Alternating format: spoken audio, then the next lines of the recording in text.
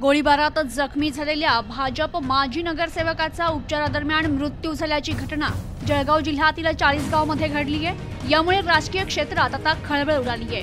भाजपचे माजी नगरसेवक बाळू मोरे यांच्यावर चाळीसगाव येथील कार्यालयात घुसून 5 जणांनी त्यांच्यावर अंधाधुंद गोळीबार केला होता। त्यात ते गंभीर जखमी झाले होते।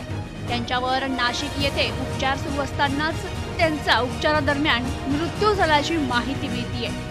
या घटनेने राजकीय क्षेत्रात खळबळ उडाली आहे। 3 दिवसांपूर्वी बाळू मोरे यांच्यावर अज्ञात इसमांनी त्यांच्याच कार्यालयात घुसून गोळीबार केला होता।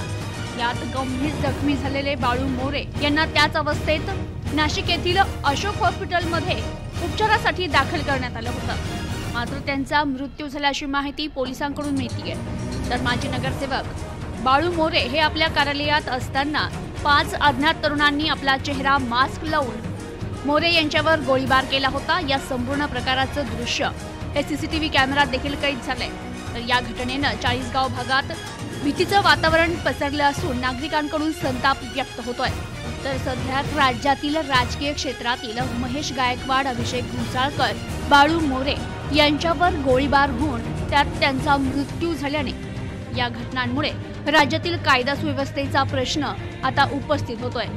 राज्यात गोळीबाराच्या घटना वाढत चालल्याने सर्वसामान्य जनतेत भीती निर्माण झाली आहे।